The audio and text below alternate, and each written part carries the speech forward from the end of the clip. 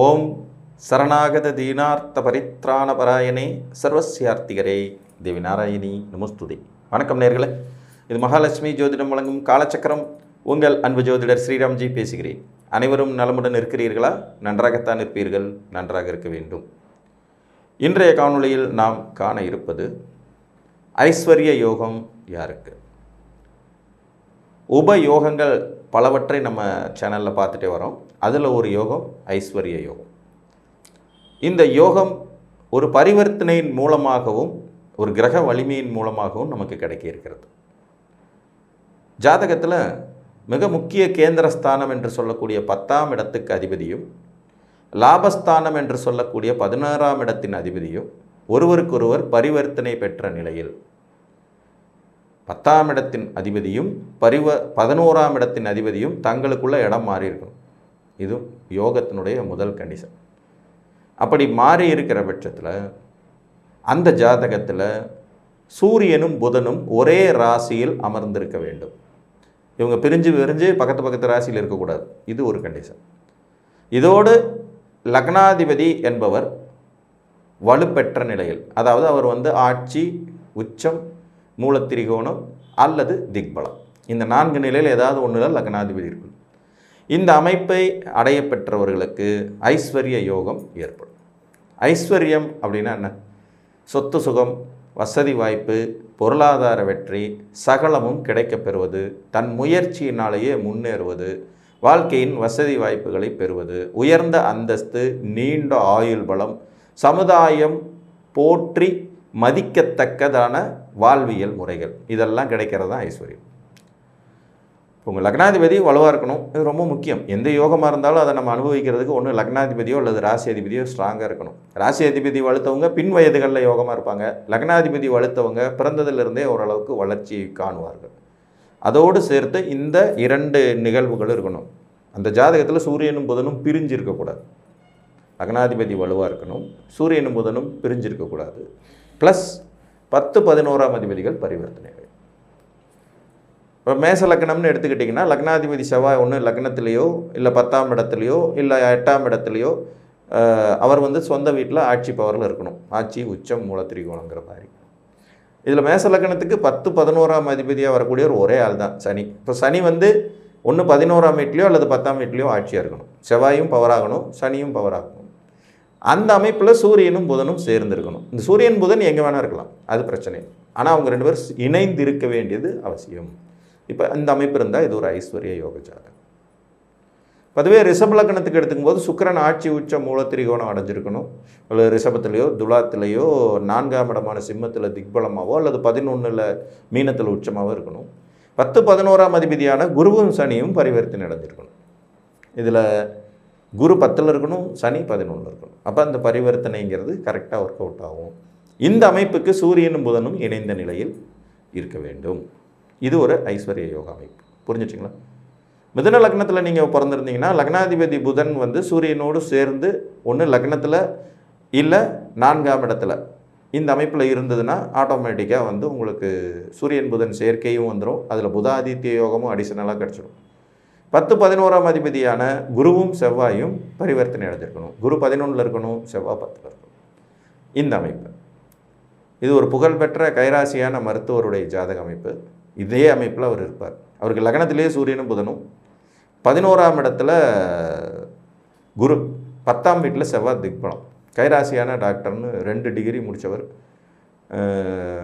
PG பண்ணவர், வெளிநாட்டில் போய் படிச்சுட்டு வந்தவர், வெளிநாட்டில் ப்ராக்டிஸ் பண்ணிவிட்டு இன்றைக்கி கை நிறைய சம்பாதிக்கக்கூடிய ஒரு ஜாதகம் மிதுன லக்னம் தான். லக்னத்தில் சூரியன் புதன், புதாதித்ய யோகம், 10, 11 பரிவர்த்தனை, நேச்சுராகவே சூரிய புதன் சேர்ந்து இருக்கும் அந்த அமைப்பும் இருக்குது. ஐஸ்வர்யமான ஒரு ஜாதகம்.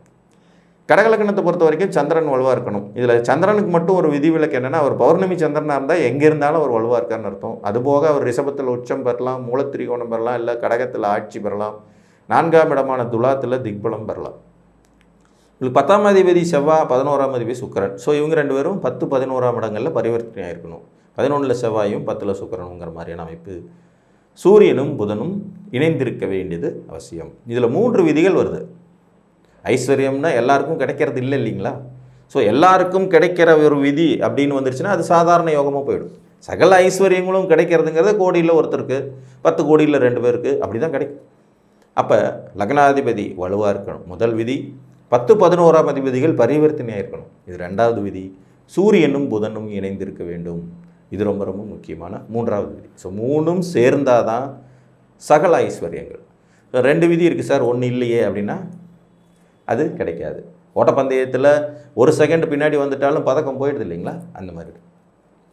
சிம்ம லக்னத்தை பொறுத்த வரைக்கும் சூரியன் புதன் இணைவுங்கிறது லக்னத்தில் இருக்கலாம், இது ஒரு வலுவான அமைப்பு. 10ஆம் வீட்டில் இருக்கலாம், அதுவும் ஒரு வலுவான அமைப்பு. ஏன்னா சூரியன் அங்கே திக்பலம் பெறுவார். மேசத்துலையும் இருக்கலாம், சிம்மத்தில் இருக்கலாம், மேசத்தில் இருக்கலாம், ரிஷபத்தில் இருக்கலாம், சூரியன் புதன் இணைவு. இதில் 10, 11ஆம் அதிபதிகள்ங்கிற போது புதனும் சுக்கிரனும் அப்படிங்கிறதுனால புதன் சுக்கிரன் பரிவர்த்தனையும் அதில் நிகழ்ந்திருக்க வேண்டியது ஒரு அவசியமான அமைப்பு. இது கொஞ்சம் டெக்னிக்கலாக தான் அது கிடைக்கும். இதில் சூரியன் இதில் இருக்கார், எங்கே, ரிஷபத்தில் திக்பலம், சுக்கிரன் கூடவே இருக்கார், புதன் 11 இருக்கார். அப்படிங்கும்போது 11ஆம் அதிபதி 11லேயே, 10ஆம் அதிபதி 10லேயே அப்படிங்கிற அமைப்பு வரும். இதில் புதன் இங்கே சூரியனோடு சேர்ந்துட்டு சுக்கிரன் அங்கே மிதுனத்துக்கு போகும்போது எக்ஸாக்டாக அந்த யோகம் ஒர்க் அவுட் ஆகும். லக்னாதிபதி திக்பலம், 10ஆம் அதிபதி 11ல், 11ஆம் அதிபதி 10ல். புரியுதுங்களா? கன்னி லக்னத்தை பொறுத்த வரைக்கும் 10ஆம் அதிபதியாக புதனே வந்துடுவார், 11ஆம் அதிபதியாக சந்திரன் வருவார். ஸோ புதன் சந்திரன் பரிவர்த்தனை அப்படிங்கும்போது சூரியனும் புதனும் இணைஞ்சிருக்கிற ஒரு ஆப்ஷன் அப்படிங்கிறது கடகத்தில் நிகழும். சந்திரன் 10ஆம் இடத்துல இருப்பார். ஸோ இதில் கன்னி லக்னமாக அமைஞ்சு ப்ளஸ் இதில் சந்திரன் 10ஆம் இடத்துலையும் புதன் 11ஆம் இடத்துலையும் 10, 11 பரிவர்த்தனைங்கிற லெவலில் உட்காந்து அதோட சூரியன் இணையணுங்கிற அந்த விதியும் 11லேயே வரும்.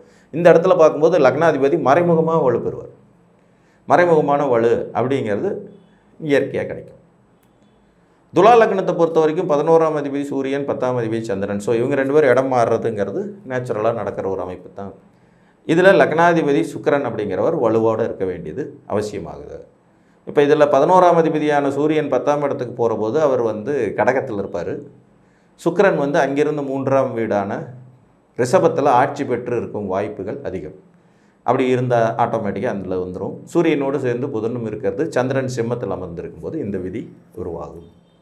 ஐஸ்வர்ய யோகம் டெக்னிக்கலாக நிறைய ஒரு கிடைக்க முடியுமா அப்படிங்கிற மாதிரியான யோகம் தான் இது. ஆனாலும் கிடைக்கப்பெறுவதற்கான விதிகளை உங்களுக்கு நான் சொல்கிறேன். விருச்சிக லக்னத்துக்கு 10ஆம் அதிபதி சூரியன், 11ஆம் அதிபதி புதன். ஸோ இவங்க 2 பேரும் பரிவர்த்தனை அப்படிங்கும்போது இவர்களுடைய இணைவு அப்படிங்கிறது இல்லாமல் போகிறதுக்கான வாய்ப்பு இருக்கும், பரிவர்த்தனை அடையும் போது. அதனால் இந்த லக்னத்துக்கு மட்டும் விதிவிலக்கா இவங்க 2 பேரும் 10ஆம் இடத்துலையோ 11ஆம் இடத்துலையோ சேர்ந்திருந்தாலும் இந்த யோகம் கிடைக்கப்பெறும் யோகிதை உண்டாகும். ஒன்று 10ல் சூரியன் புதன் சேர்க்க, இல்லை 11ல் சூரியன் புதன் சேர்க்க. இதோடு லக்னாதிபதி வலுப்பெற வேண்டியது அவசியம். லக்னாதிபதி ஆட்சி, உச்சம், மூலத்திரிகோணம் அல்லது திக்பலம். இப்போ செவ்வாய் விருச்சிகத்திலேயோ மகரத்திலேயோ மேசத்திலேயோ அல்லது சிம்மத்திலேயோ இருக்கும்போது சூரியன் புதனின் இணைவு சிம்மம் அல்லது கன்னியில் நிகழும் போது இந்த அமைப்பு, இந்த யோகம் வேலை செய்யும். தனுசு லக்னத்துக்கு சூரியன், தனுசு லக்னத்துக்கு 10ஆம் அதிபதி புதன், 11ஆம் அதிபதி சுக்கிரன். ஸோ புதன் சுக்கிரன் பரிவர்த்தனை நேச்சுரலாக ஈஸியாக நிகழும். அதில் அவர் சூரியனோடு இருக்க வேண்டியது புதன் அவசியங்கிற அமைப்பு. இதோடு குரு பகவான் ஆட்சி உச்சம் பெறணும் அல்லது திக்பலம் பெறணுங்கிற அமைப்பு. இதில் லக்னத்திலே இருந்தாலும் 4ஆம் இடத்துல இருந்தாலும் 8ஆம் இடத்துல இருந்தாலும் குரு வளர்த்துருவார். சூரியனும் புதனும் சேர்ந்தே இருக்கும் நிலையில் 11ஆம் இடத்துல சூரியன் புதன் சேர்ந்து இருக்கிறது, 10ஆம் இடத்துல சுக்கிரன் இருக்கிறது. அந்த பரிவர்த்தனை யோகத்தையும் பெற்று இவர்கள் வலுவடையும் யோகிதையும் கிடைக்கும். மகர லக்னத்தை பொறுத்த வரைக்கும் 10ஆம் அதிபதியாக வரக்கூடியவர் சுக்கிரன், 11ஆம் அதிபதியாக வரக்கூடியவர் செவ்வாய். ஸோ இந்த சுக்கிரன் செவ்வாய் அந்த வீடுகளில் பரிவர்த்தனை பெற்று இருக்க வேண்டியது அவசியம். சுக்கிரன் விருச்சிகத்திலும் செவ்வாய் துலாத்திலையும் இருக்கும்போது அந்த பரிவர்த்தனை கிடச்சிரும். சனி ஆட்சி உச்ச மூல திரிகோண உழவில் ஏதாவது ஒன்று அடைஞ்சிருக்கணும். சூரியன் புதன் இணைந்த நிலையில் இருக்க வேண்டியது அவசியம். கும்பலக்னத்தை பொறுத்த வரைக்கும் 10ஆம் அதிபதி செவ்வாய், 11ஆம் அதிபதி குரு. ஸோ குரு செவ்வாய் பரிவர்த்தனையோடு லக்னாதிபதியின் வலுவிருக்க வேண்டும். சூரியனும் புதனும் இணை பிரியாமல் ஏதேனும் ஒரு ராசியில் அமர்ந்திருக்க வேண்டியது அவசியம். மீன லக்னத்தை பொறுத்த வரைக்கும் 10ஆம் அதிபதியாக லக்னாதிபதி குருவே வருவார், 11ஆம் அதிபதியாக சனி வருவார். இதில் குரு 11ஆம் இடத்துக்கு வரும்போது நீச்ச வலிமை அடைவார். சனி பகவான் 10ஆம் இடத்துக்கு போகும்போது அந்த பரிவர்த்தனை மூலமாக குருவுக்கு நீச்ச பங்கம் அப்படிங்கிறத ரகசியமாக கிடச்சிடும். ஸோ இப்போ குரு நீச்சமாக இருந்த நிலையிலும் கூட சனி 10ல் இருந்துட்டார்னா நீச்ச பங்கம் ஏற்பட்டு பரிவர்த்தனை ஏற்பட்டு அதன் மூலம் வலு கிடைக்கும். குருவோடு ஒரு இயற்கை சுபர் யாராவது தொடர்பு கொண்டால் இன்னும் வலுவான யோகமாக இருக்கலாம். இந்த அமைப்புக்கு சூரியனும் புதனும் எங்கேயதும் இணைந்திருக்க வேண்டியது அவசியம். ஸோ இதான் 12 லக்கணங்களுக்குமான ஐஸ்வர்ய யோகம் கிடைக்கக்கூடிய சூட்சுமங்கள். அபூர்வமான யோகங்களில் இதுவும் ஒன்று. ஆனாலும் அமையப்பெறும் வாய்ப்புகளும் உண்டு. உங்கள் ஜாதகத்தில் இந்த சிறந்த யோகம் இருக்கிறதா என்பதை பார்த்து அறிந்து கொள்ளுங்கள் என்று கூறி மீண்டும் ஒரு காணொளியில் உங்களை வந்து சந்திக்கும் வரை உங்களிடமிருந்து அன்புடன் விடைபெற்றுக் கொள்வது உங்கள் அன்பு ஜோதிடர் ஸ்ரீராம்ஜி. நன்றி, வணக்கம்.